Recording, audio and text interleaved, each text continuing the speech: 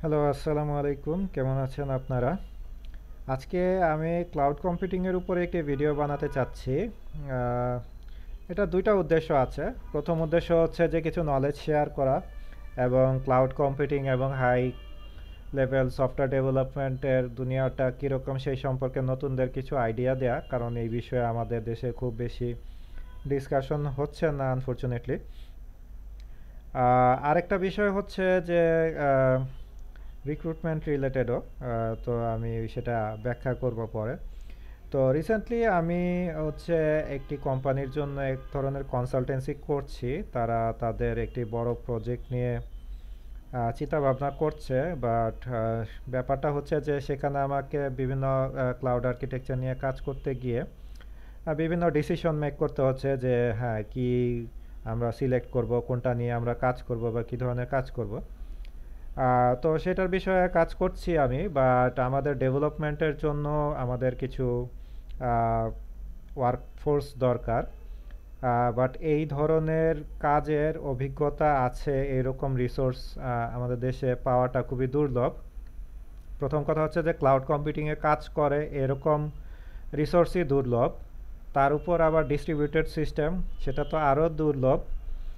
আবার তার উপরে যদি হয় চ্যালেঞ্জিং আর্কিটেকচার বেসড কোনো কাজ, তাহলে সেটা তো বলতে গেলে নেই বললেই চলে টাইপের পরিস্থিতিতে হয়তো বা চলে যায়। বাট আমি জানি না, হয়তো আমাদের গ্রুপে বা আমার ফ্রেন্ড লিস্টে থাকা অনেকেই হয়তো থাকতে পারেন যারা এই বিষয়ে হয়তো আগ্রহী হতে পারেন। তো আমাদের যেটা নিড সেটা হচ্ছে যে আমাদের এরকম কিছু রিক্রুটমেন্ট করতে হবে যারা এই ধরনের প্রজেক্টে কাজ করতে পারবে এবং ফাইনালি হচ্ছে প্রজেক্টটাকে ডেলিভারি করতে পারবে। তো আমি এখানে কিছু জিনিস ব্যাখ্যা করব, আর চাইবো যে এরকম যদি আপনাদের মধ্যে কেউ থাকেন যিনি ইন্টারেস্টেড এবং এই বিষয়গুলো বুঝতে পারছেন ক্লিয়ারলি এবং মনে করছেন কনফিডেন্টলি যে এই বিষয়ে কাজ করতে পারবেন, তাহলে অবশ্যই আপনার সিভি আমাকে পাঠাবেন। আপনি আমাকে ইনবক্স করতে পারেন, মেসেজ দিতে পারেন ফেসবুকে অথবা আমাদের ইমেইল অ্যাড্রেসে। আমার ইমেল অ্যাড্রেসটি আমি আপনাকে এই ভিডিওর শেষে দিয়ে দিব। তো সেখানে আপনি চাইলে আমাকে ইমেইল করতে পারেন। তো প্রথম কথা হচ্ছে যে আমরা এখানে কাজ করতে চাচ্ছি সফটওয়্যার অ্যাজ এ সার্ভিস নিয়ে, অর্থাৎ আমাদের পলিসিটা হচ্ছে software as a service based করে হচ্ছে গিয়ে কাজ করা। তো এখানে বিভিন্ন ধরনের মডেল আছে, বিভিন্ন জিনিস আমরা এখানে কনসিডার করব এবং বিভিন্ন ধরনের প্যাটার্ন বা স্ট্র্যাটেজি ফলো করা যায়। তো আমরা এখানে এডাব্লিউএস রিইনভেন্টের একটি ডকুমেন্ট দেখতে পাচ্ছি এবং সেখানে তিনটি মডেলের কথা বলা হচ্ছে। একটি হচ্ছে সাইলো, একটি ব্রিজ আর একটি হচ্ছে পুল। এবং এখানে আমাদের সেপারেশনগুলো কিভাবে হচ্ছে, এখানে মাল্টি ট্যানেন্ট স্ট্রাকচার আমরা ধরতে পারি, আবার হচ্ছে গিয়ে অন্য ধরনের মডেলও আছে। সো সাইলো মডেলে আমরা দেখতে পাচ্ছি যে ট্যানেন্ট ওয়ান এবং ট্যানেন্ট টুকে সম্পূর্ণ আইসোলেটেড করা হয়েছে এবং তাদের সব কিছুই আলাদা আলাদা। মাল্টি ট্যানেন্ট মডেল এখানে ফলো হচ্ছে। আর ব্রিজ মডেলে আমরা দেখতে পাচ্ছি ওয়েব টিয়ারটা আসলে কমন, বাট অ্যাপ গুলো আবার ট্যানেন্ট ওয়াইজ সেপারেট করা হয়েছে এবং প্রতিটা অ্যাপ বলতে আসলে এখানে মোবাইল অ্যাপ বোঝাচ্ছে না, অনেকে আবার এটা বুঝতে পারেন কারণ আমাদের দেশে এখন অ্যাপ বলতে ওগুলোই বোঝানো হয়। তো এটাকে অ্যাপ্লিকেশন লেয়ার বলা যেতে পারে আর কি। সো এটা আবার দেখা যাচ্ছে যে আপনার টেনেন্ট ওয়াইজ সেপারেট করা এবং তার সাথে রিলেটেড ডেটা স্টোরেজ এবং ডেটা হোয়াটএভার সেই টিয়ারটাও আসলে কানেক্টেড। আর পুল মডেলে দেখা যাচ্ছে যে ওয়েব টিয়ার এবং অ্যাপ টিয়ার এই দুইটা টিয়ারই আসলে অ্যাপ টিয়ার এই দুই টায়ারই আসলে হচ্ছে গিয়ে আপনার কমন, বাট স্টোরেজ বা ডেটাবেস লেয়ারে হচ্ছে গিয়ে আমরা জিনিসগুলোকে কিছুটা স্প্লিট রাখছি হয়তো বা আলাদা আলাদাভাবে। তো তিন ধরনের মডেল আছে। আমাদের প্রথম কোশ্চেনটা আসলো যে আমরা কোনটা ব্যবহার করতে চাই। তো সেই ক্ষেত্রে আমরা আমাদের ফার্স্ট চয়েস হিসেবে পুলকে সিলেক্ট করেছি, আর সেকেন্ড চয়েস যদি পুলে আমাদের সমস্যা হয়, যেহেতু এখনও অনেক কিছু ক্লিয়ার না যে কী হবে, তো সেই ক্ষেত্রে হয়তো বা আমরা সেকেন্ডারি চয়েস হিসেবে ব্রিজটাতে যেতে চাচ্ছি, বাট আমরা সাইলো মডেলটাকে এখনো সেভাবে সিরিয়াসলি কনসিডার করছি না। আহ, দেখা যাক, হয়তো বা সেটা আমাদের লাগবে না, লাগলেও পরে আমরা চিন্তা করব। তো ফুল মডেলটা হচ্ছে আমাদের প্রাইমারি সিলেকশন। সো এটার উপরে বেস করে আমরা হচ্ছে আমি কিছুটা আমাদের প্ল্যান তৈরি করেছি, একটি ডকুমেন্ট, যে আমরা কি কি ব্যবহার করব এবং কিভাবে জিনিসগুলো কাজ করবে। তো এখানে এই ডায়াগ্রামটা ইম্পর্টেন্ট, কারণ যারা ইন্টারেস্টেড হবেন অ্যাপ্লাই করতে, তাদেরকে এখানে কি আছে এই জিনিসগুলো বুঝতে হবে এবং কেন এটা করা হচ্ছে সেটা বুঝতে হবে। অর্থাৎ আপনি শুধু এডাব্লিউএস বা ক্লাউড কম্পিউটিংয়ের কনসেপ্টগুলো বুঝলেই হবে না, এখানে কি আসলে করা হচ্ছে এই জিনিসটা এই ডায়াগ্রাম থেকে আপনি বুঝতে পারেন কিনা এটা বিশেষভাবে লক্ষ্য রাখবেন। যেমন এখানে রাউট 53 আছে, ওকে ফাইন, এটা হয়তো আপনারা সবাই বুঝতে পারবেন যারা এডাব্লিউএস নিয়ে কাজ করেছেন। এটা মূলত ডিএনএস কনফিগারেশন বা ম্যানেজমেন্ট। আর এরপরে আমাদের সিডিএন এন্ড পয়েন্টে আমাদের ক্লাউড ফ্রন্ট, ওয়াফ এবং S3 রাখা হয়েছে। কেন এই তিনটে একসাথে রাখা হচ্ছে, S3-র সাথে ক্লাউড ফ্রন্টের কী সম্পর্ক বা ওয়াফের সাথে ক্লাউড ফ্রন্টের কী সম্পর্ক, এই জিনিসগুলো আপনাকে বুঝতে হবে যদি আপনি ইন্টারেস্টেড হন। অটো স্কেলিং লোড ব্যালেন্সারের সাথে কি সম্পর্ক এবং উপর থেকে নিচের দিকে যে অ্যারোগুলো দেওয়া হয়েছে রিলেটেড, সো সেটার সাথে কি সম্পর্ক, কেন এরকম হবে, সেই জিনিসটাও আপনাকে বুঝতে পারতে হবে। তারপর এখানে যেমন ওয়েব ফ্রন্ট এন্ড এবং এপিআই এন্ড পয়েন্ট আছে, তাদেরকে কেন স্প্লিট করা হলো, ইসিএস কিভাবে কাজ করবে বা কেন এখানে ইসিএস নিয়ে আসা হচ্ছে, কগনিটো কেন আনা হচ্ছে, এপিআই গেটওয়ে কেন আনা হচ্ছে, ল্যামডা, এসকিউএস এবং ডাইনামোডিবিকে এখানে টাস্ক প্রসেসিং লেয়ারে কেন রাখা হলো, ভিপিএন এখানে কেন রাখা হচ্ছে, এডি কেন রাখা হচ্ছে। এডি বলতে এখানে আসলে এডাব্লিউএস ডাইরেক্টরি সার্ভিসকে সংক্ষেপে বোঝানো হয়েছে। উপরেরটা আইএএম। ইএফএস কেন আমরা রাখছি, কেন আমাদের ইএফএস লাগতে পারে, S3 আমাদের এই স্টোরেজ লেয়ারে কি ভূমিকা রাখতে পারে, S3 উপরে ছিল, এখানে আবার কেন আসলো, ইলাস্টিক ক্যাশ আমাদের এই লেয়ারে কেন লাগছে, এটার সাথে টাস্ক প্রসেসিং লেয়ারের কি সম্পর্ক, কেন ওয়েব লেয়ারের সাথে এটাকে ডাইরেক্ট লিঙ্ক করা হলো না, ডেটা লেয়ার যেটা আছে সেখানে আরডিএস ডাইনামোডিবি কেন লাগতে পারে আমাদের, গ্ল্যাশিয়ার কেন লাগতে পারে, অ্যানালাইটিক্সে ইএমআর কেন লাগবে এবং তারা কেন বোথ ওয়ে কমিউনিকেশন করতে পারবে। সো এই যে আমি ডায়াগ্রামটা একটু সংক্ষেপে দেখালাম, এটা হচ্ছে আমাদের অন ডিমান্ড এডিশনের একটা model, very high level model, মানে এটা খুবই ফাইনাল কিছু না। এখানে অনেকেই আপনারা যদি অভিজ্ঞ হয়ে থাকেন তাহলে হয়তো বা আপনি এর সাথে কিছুটা দ্বিমত পোষণ করতে পারেন যে না, আমি চাচ্ছি এইরকম না হয়ে এরকম হতে পারে। সেটা আমি আরও বেশি অ্যাপ্রিসিয়েট করব যদি এরকম কাউকে আমরা পাই যে এখানে আরও বেটার সলিউশন বা বেটার মডেল এক্সপ্লেইন করতে পারে। তো এটা আসলে আমরা আমাদের এই পুল মডেলের জন্য চিন্তা করছি যে আমরা পুল মডেলে যাব এবং আমাদের যে অ্যাপ্লিকেশনটা হবে সফটওয়্যার এজ এ সার্ভিস, একটা ভাস্ট অ্যাপ্লিকেশন হবে।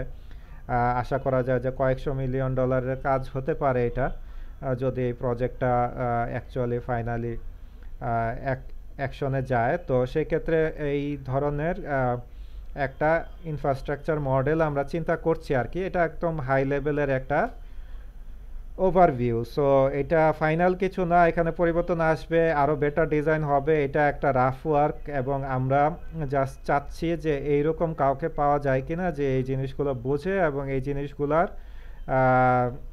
রিলেশনগুলো বোঝে এবং এর মাধ্যমে অ্যাপ্লিকেশন ডেভেলপমেন্টের কাজ তাকে দেয়া হলে সে করতে পারবে। সো সে ফর এক্সাম্পল আমি এই লেয়ারগুলো বলে দিলাম যে ডেভেলপ করতে হবে, তো সেই ক্ষেত্রে ডেভেলপ করতে পারবে সে without asking too many question, তার কোনো ট্রেনিংয়ের দরকার পড়বে না, বা সে হচ্ছে গিয়ে খুব কনফিউজড থাকবে না, কথা বললে বুঝতে পারবে যে কেন এখানে কি করা হচ্ছে, তার সাথে কমিউনিকেশন করা যাবে খুব সহজে। এরকম কাউকে আমরা পাই কিনা সেটা আমরা খুঁজছি। যদি এরকম কাউকে পাওয়া যায় তাহলে আমরা অবশ্যই তাকে রিক্রুট করতে ইন্টারেস্টেড ফিল করব। অবশ্যই যদি তার salary expectation and other benefits এবং অন্যান্য অফার বিষয়ে তার ইন্টারেস্ট গ্রো করে, সেটা অবশ্যই ম্যাচ মেকিং হতে হবে।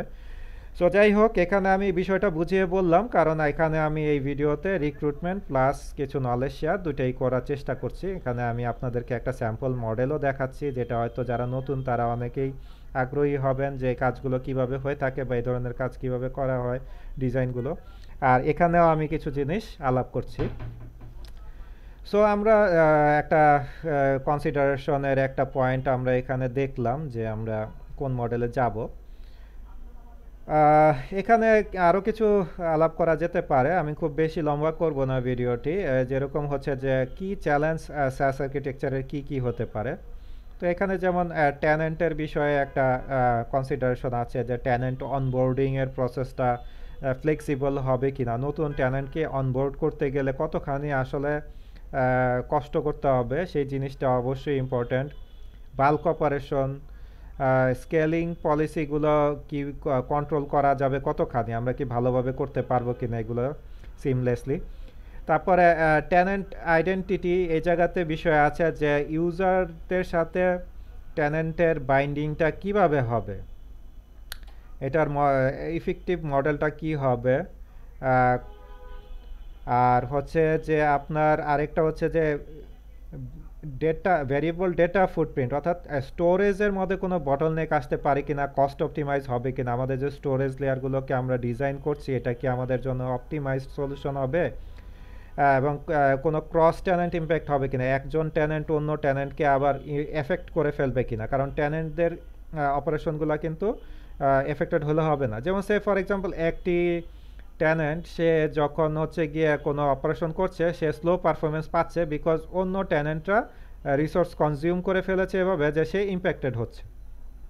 সো এটা হবে কি হবে না এরকম বিষয়গুলো এখানে আসছে।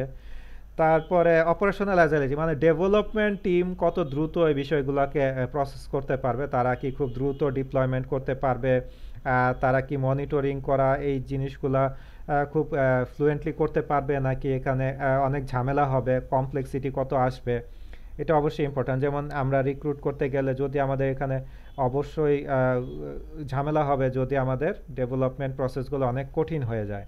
তো আমরা যতখানি সিম্পল রাখতে পারবো চাইবো সেটা রাখার চেষ্টা করা। বাট বিষয়টা হচ্ছে যে এই মডেলগুলোই আসলে ডিকটেট করে যে কোনটা ঘটবে কোনটা ঘটবে না। তো প্রত্যেকটা মডেলেরই প্রোস অ্যান্ড কনস আছে।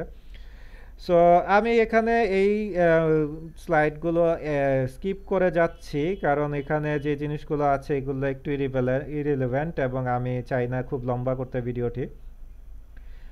বাট এখানে কয়েকটা পয়েন্ট আছে, যেমন ফিকশনলেস অনবোর্ডিংয়ের বিষয়টা ইম্পর্ট্যান্ট। অনবোর্ডিংয়ে যে কথাটা বললাম যে ট্যালেন্ট অনবোর্ডিংটা ফিকশনলেস হতে হবে। জিরো ডাউন টাইম ডিপ্লয়মেন্ট, মানে ডিপ্লয়মেন্ট জনিত কারণে আমাদের সার্ভিস ডাউন হয়ে যাওয়াটা আমাদের জিরো করে ফেলতে হবে, নট রিডিউসড বাট জিরো করা যায় কিনা। মনিটরিংগুলোকে আমরা ইউনিফাইড করতে পারি কিনা বা খুবই গ্র্যানুলার করতে পারি কিনা, রিসোর্স কনজামশন এগুলোকে পরিমাপ করা যায় কিনা, সেন্ট্রালাইজড বিলিং কন্ট্রোল করা যায় কিনা, এই বিষয়গুলো অবশ্যই এখানে অনেক ইম্পর্ট্যান্ট টপিক।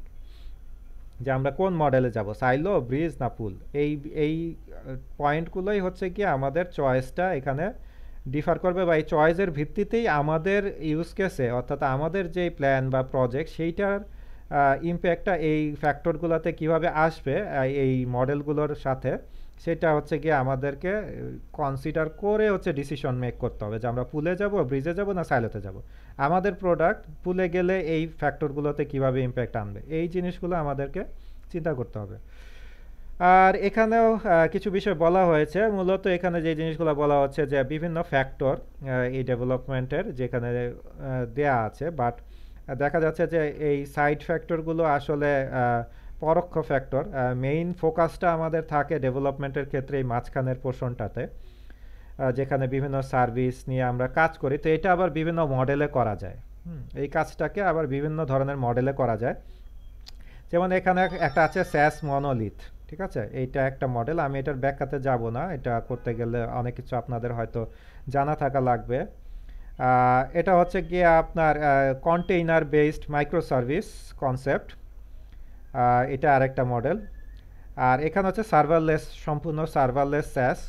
তো এই তিনটা মডেল আমরা ফলো করতে পারি এই কাজটার জন্য, ঠিক আছে, এই কাজটার জন্য তিনটা মডেল আমরা ফলো করতে পারি। সো এই তিনটা মডেলের মধ্যে কম্পেয়ার করলে আমরা এখানে একটা চার্ট পাচ্ছি, যে চার্টে হচ্ছে গিয়ে আমরা দেখতে পাচ্ছি যে কোনটার কোন দিকে সুবিধা কোন দিকে অসুবিধা। তো সার্ভারলেসের ক্ষেত্রে দেখেন যে আসলে একটা জায়গাতেই অসুবিধা, সেটা হচ্ছে যে এই মাঝখানের মিডিয়াম ডেভেলপমেন্ট ইজ, অর্থাৎ সার্ভারলেস আর্কিটেকচারটা ডেভেলপারদের জন্য কঠিন। সো এটা ডেভেলপমেন্ট কমপ্লেক্সিটিটা একটু ঝামেলার, আদার সব দিক থেকেই কিন্তু এটা অন্যদের থেকে বেটার পারফর্ম করছে। তো এটা চার্টটা আমাদের একটা ইউজফুল রেফারেন্স হতে পারে। তো এরকম আরও অনেক ফ্যাক্টর আছে, আরও অনেক কিছুই আছে যেগুলো নিয়ে আলাপ করা যেতে পারে। তো আমি এই ভিডিওটাকে আরও বড় করছি না, লাস্টে দুই একটা ফিলোসফিক্যাল কথা বলতে চাই। যে মনে করেন সফটওয়্যার ডেভেলপমেন্টে যখন আমরা স্যাস নিয়ে কাজ করতে যাব, তখন আমাদের অনেক ধরনের ডিজাইন ফ্যাক্টর নিয়ে আসলে চিন্তা ভাবনা করতে হয়। বিষয়টা জাস্ট ক্লাউড কম্পিউটিং সম্পর্কে জানা বা ফিচারগুলো সম্পর্কে জানা এটা না, আপনাকে কোন জিনিসটা কখন অ্যাপ্লাই করতে হবে, কোনটার ইম্প্যাক্ট কি পড়বে, আপসাইড কি ডাউনসাইড কি, এই জিনিসগুলো জানতে হবে এবং এই জিনিসগুলোর বেসিসে আপনাকে হচ্ছে গিয়ে সলিউশন প্রোভাইড করতে হবে।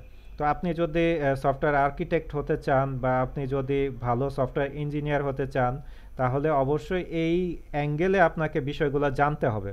হ্যাঁ, সো আপনারা বুঝতে পারছেন যে এটা অভিজ্ঞতার বিষয় এবং বিষয়টা এরকম না যে কোনো একটা কোম্পানিতে আপনি জাস্ট ক্রুড বেসড বা টিপিক্যাল ডেভেলপমেন্ট 5 বছর 6 বছর ধরে করলেই আপনি এই বিষয়গুলো জানতে পারবেন। এই ধরনের সফটওয়্যার ডেভেলপমেন্ট সম্পূর্ণ ডিফারেন্ট লেভেলের একটা ডেভেলপমেন্ট প্রসেস। এইটার সঙ্গে আমাদের যে টিপিক্যাল ডেভেলপমেন্ট আমাদের দেশে বেশিরভাগ কোম্পানিতেই হয়ে থাকে, সব কোম্পানির কথা বলবো না, অনেক ভালো কোম্পানি আছে, বাট বেশিরভাগ কোম্পানিতে যেটা হয়ে থাকে যে আমরা crude based database based application, monolithic application develop করি, জাস্ট টেবিলে ইনসার্ট আপডেট ডিলিট। সেই এটার সাথে কিন্তু এটার আকাশ পাতাল ডিফারেন্স, আপনারা বুঝতে পারছেন হয়তোবা। আমি পুরো এখানে অনেকগুলো রেফারেন্স আছে বা আরও অনেক ডকুমেন্ট আছে যেগুলো নিয়ে আমাদের কাজ করতে হচ্ছে বা হবে। তো সব কিছু এখানে এই এক ভিডিওতে দেখানো গেল না, বাট আপনারা যারা নতুন এই বিষয়ে আপনারা আগ্রহী হলে লেখাপড়া করতে পারেন, আস্তে আস্তে আপনাদের এই বিষয়ে নলেজ গেইন হবে। আর আপনারা যদি কেউ অলরেডি এই বিষয়ে যথেষ্ট দক্ষ হয়ে থাকেন, তাহলে আমাদের সাথে ইন্টারেস্টেড হলে যোগাযোগ করতে পারেন, কারণ আমাদের টিম সেট আপ করতে হবে, যে টিম হচ্ছে গিয়ে এ ধরনের কাজ করতে পারে। তো আপনাদের সিভি আপনারা আমাদের কাছে পাঠাতে পারেন। এ বিষয়ে ফর্মাল জব ডিক্লারেশন আসবে, কিন্তু আমি আগেই ভিডিও তৈরি করে জিনিসটা ছড়াতে চাচ্ছি, কারণ আমরা কিছুটা হলেও ওয়ারিড যে আমরা হচ্ছে গিয়ে এ ধরনের রিসোর্স সময় মতো জোগাড় করতে পারবো কিনা। সো সময় মতো জোগাড় করার উপরে আমাদের প্রজেক্টটা কিন্তু ডিপেন্ড করছে। আর যেহেতু আমি আমার আসলে এটা রেসপন্সিবিলিটি না রিক্রুটমেন্ট করা, কিন্তু যেহেতু আমি ওই প্রজেক্টে অ্যাজ অ্যান আর্কিটেক্ট কনসালটেন্সি করছি, তো আমার একটা উইক পয়েন্ট আছে যে হ্যাঁ আমি চাইবো যে প্রজেক্টটা সাকসেসফুল হোক, বাট আমার প্রয়োজন রিসোর্স। কারণ হচ্ছে যে ডেভেলপমেন্ট টিম যদি এই ক্যাপাবিলিটির তৈরি করা না যায়, তাহলে হচ্ছে গিয়ে আলটিমেটলি আর্কিটেকচার যেটা আমি নিয়ে কাজ করছি সেই জিনিসগুলোকে আর ডেলিভার করা যাবে না। হ্যাঁ, সো এজন্যই আমি ভিডিওটা তৈরি করলাম। আর আশা করা যায় অনেকে আপনারা এই ধরনের ডেভেলপমেন্ট সম্পর্কে এখান থেকে কিছু হিন্টও পেলেন এবং ইন্টারেস্ট গ্রো করতে পারে। ইনশাল্লাহ আমি ভবিষ্যতে এইসব বিষয়ে আরও ভিডিও তৈরি করব। সো আপনারা আমাদের ইউটিউব চ্যানেলে সাবস্ক্রাইব করতে পারেন, আমাদের ফেসবুক গ্রুপে সাবস্ক্রাইব করতে পারেন। আমাদের ক্লাউড কম্পিউটিংয়ের উপরে কিছু ট্রেনিং কোর্সও থাকে, সেগুলোর বিষয়ে আপনারা আগ্রহী হলে দেখতে পারেন। সো ভালো থাকবেন সবাই, আল্লাহ হাফেজ।